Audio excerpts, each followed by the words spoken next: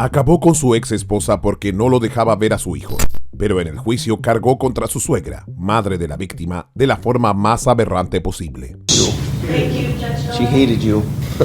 You're a loser. You know, to do that to your child is pretty sick and disgusting. So, talking about being a good parent. Nadie entendía a qué se refería el asesino. It could have all been prevented. All you had to do is let me see my kid. Now you're never going to see her again. Pero la secuencia de los hechos era lapidaria en su contra. Minutos después de matar a Therese Ann Lynch y herir a un oficial de la policía, Randall Moore dio los motivos de su crimen al 911. I didn't want to do any of this. Okay.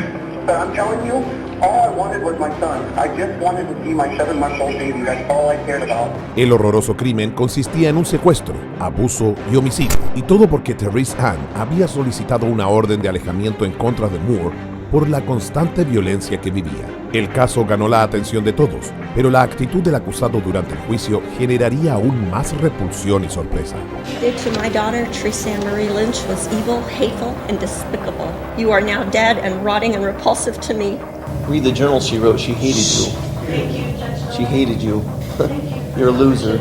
Su sórdida estrategia era hundir a la madre de la víctima. Fue entonces que decidió contar lo que supuestamente había escrito Therese Ann sobre ella en sus diarios personales.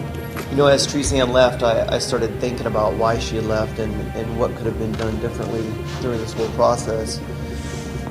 And then I started going through some totes of hers. I found a tote that had miscellaneous journals, and I mean, I went through every item. I read every single page of every journal that she had ever written since she was a little girl.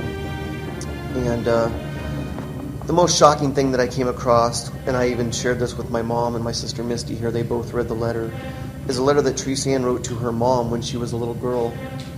And it was addressed to her mom, it was sealed, but it was never stamped, never mailed off. And it talks about the sexual abuse that she endured at the hands of her father, Tim Lynch, and how she hated him for it. And these are quotes from the letter. It says, "I was young, only a little girl, so innocent and pure. He is evil and disgusting." And then talks about it. And then she talks about what he actually did to her. And this is over quite a period of time. That has got to be the most disgusting thing I've ever seen in my life. I'm not saying what I did was any better, but, you know, and then... De una forma muy fría, intentaba sacarse cualquier tipo de culpa. Talks in her journals about how her mom just walked out on her dad with no forewarning, no nothing, and how it ruined her life, and she hated her mom for that. And that's the reason she would never walk out on a relationship. Well, the day that Therese Ann died, me and her had a conversation, and Therese Ann, the first thing I told Therese Ann, I gave her the letter that I wrote for her that talks about the postpartum depression and the things that was going on in her head that I didn't understand as a man because I didn't know what postpartum was. I thought the reason my wife was bitchy and... Su declaración era realmente repulsiva, pero lo que colmó la paciencia del juez y de todos los presentes en el juicio fue lo que dijo al referirse a su difunta ex esposa y víctima. And I'll tell you point blank, I have not 1 ounce of remorse for Therese Ann's death. It could have all been prevented. All you had to do is let me see my kid. Now you're never going to see her again. Esa fue la gota que rebalsó el vaso y que hizo que el juez diera un discurso realmente difícil de olvidar. And sometimes you just have to throw caution to the wind. And if I do cross that line today, I'm willing to cross it and pay the consequences. Let me start off by saying if anything should burn in hell, it's not Therese Ann's yearbooks and her personal memorabilia. When you get to prison, there are 2 men you ought to look up because you have a lot in common. One of them I sentenced on May 3rd, 2010. He murdered his wife. She was divorcing him. He was lying in wait till she got out of work, then followed her on the freeway, pulled up beside her, put his weapon out the window, shot her, killed her.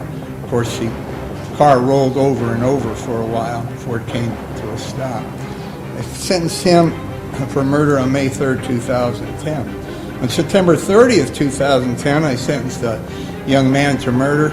Now, he wasn't married to the woman he murdered. He was living with her.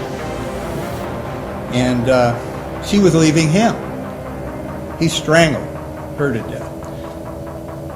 You 3 have so much in common, I can't believe it. Yeah, shake your head, yeah, because you know you do. El abogado no podía soportar lo que había dicho Randall Moore. Su intento por generar lástima en el jurado, además de su facilidad para quitarse la culpa de todo lo sucedido, realmente tenían al juez Novak hasta más arriba de la coronilla. I am really glad you had your right of elocution and you could say everything that you said, because if anybody didn't know what a piece of work you were before you start talking, they know it now. The three of you that I'm talking, I've sentenced 3 people for murder in the last 7 months. And when I say you all have a lot in common, you sure do.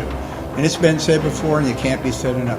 You're cowards. You truly are cowards. You prey on women. They give you their love. They give you their trust. And you betray that. You betray it by physically and or mentally. Randall Moore finalmente sería condenado a 3 cadenas perpetuas sin posibilidad de libertad condicional. The court doesn't allow me to punish you any more than I'm doing now. If I could, I would.